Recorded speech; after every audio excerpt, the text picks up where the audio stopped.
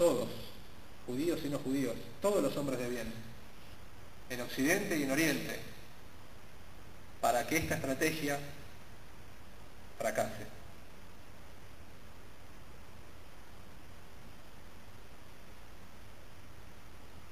Quería también compartir con ustedes algunas reflexiones acerca de lo que significa Auschwitz para la modernidad, para nuestras sociedades civilizadas.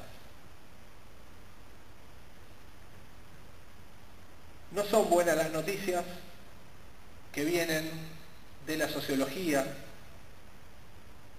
del derecho, de la filosofía, cuando se analiza el fenómeno de Auschwitz. A partir de los trabajos de Zygmunt Bauman, por ejemplo, o de Giorgio Agamben, o de Enzo Traverso, todos tributarios de Primo Levi, nos dicen con toda certeza y de manera ya irrefutable que Auschwitz es un producto de la modernidad. Es un producto más de nuestras sociedades modernas. Es un hijo legítimo de las luces y de estos tiempos modernos, al igual que pueden serlo las vacunas o la computadora. Tenemos que hacernos cargo, todos los que participamos de estas sociedades modernas, de Auschwitz. Auschwitz se ha conformado a través de la conjunción, de la articulación perversa de numerosos componentes, numerosos artefactos culturales modernos que no existían 150 años antes. Campo de exterminio es tributario de la cárcel, del fenómeno carcelario. Esa institución total que pretende el control de los cuerpos y de las almas y que emerge con la revolución industrial a mediados del siglo XIX. Auschwitz es un derivado perverso de la cárcel. Auschwitz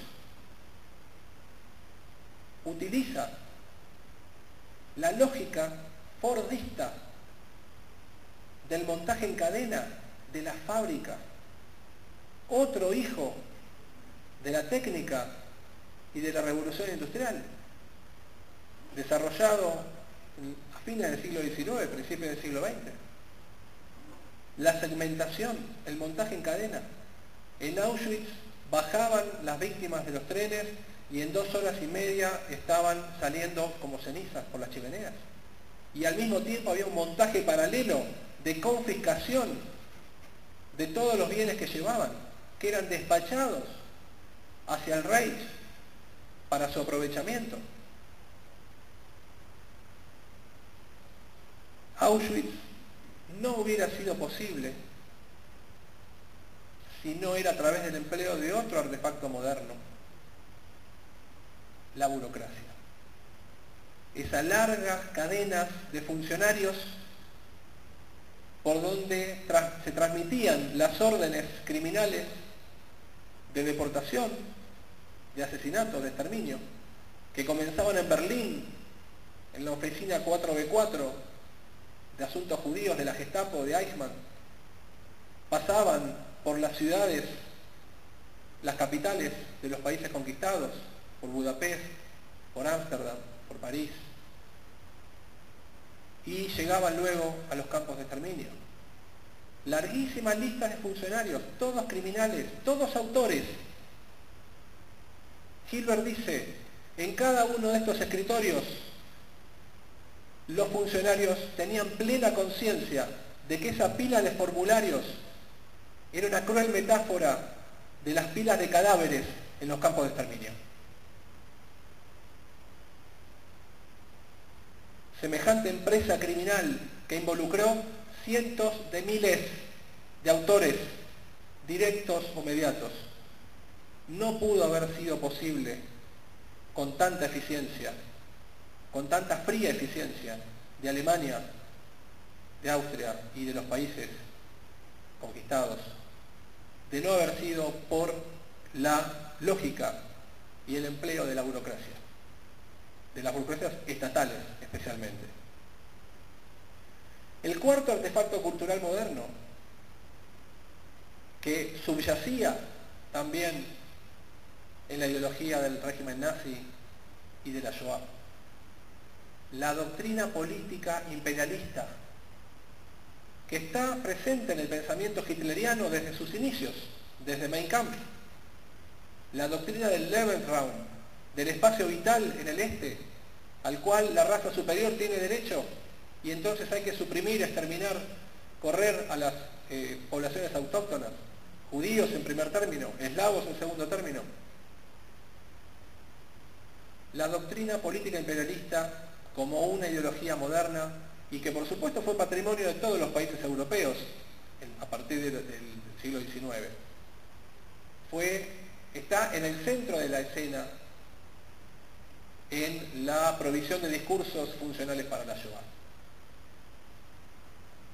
En este sentido yo creo que tendríamos que acostumbrarnos, dadas las circunstancias, dada esta demonización del imperialismo, de la que se hace uso en muchos ámbitos, habría que hacer recordar también que Hitler comandaba el Tercer Reich, es decir, el Tercer Imperio, y que su política era tal vez la más definitiva, el producto más acabado de la doctrina política imperialista.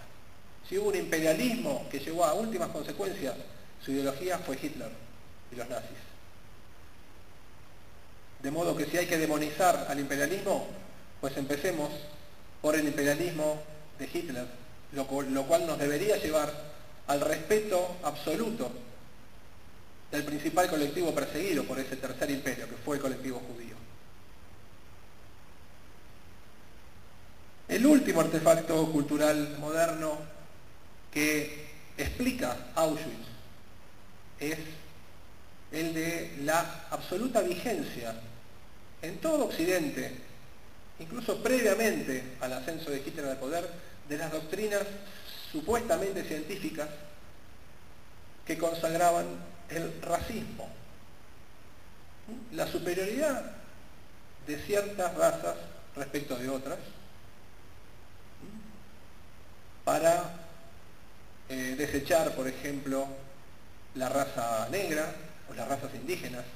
Estos discursos que eran absolutamente comunes como discursos científicos, neodarwinistas en Estados Unidos, en Inglaterra, en Francia, en los países escandinavos y también en Alemania, fueron tomados por el régimen nazi para, por supuesto, sus propios objetivos.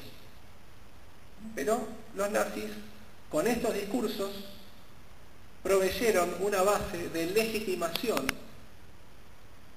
si se quiere, de racionalización, muy necesaria para calmar las conciencias de los burócratas que participaban, insisto, de a decenas de miles en la solución final.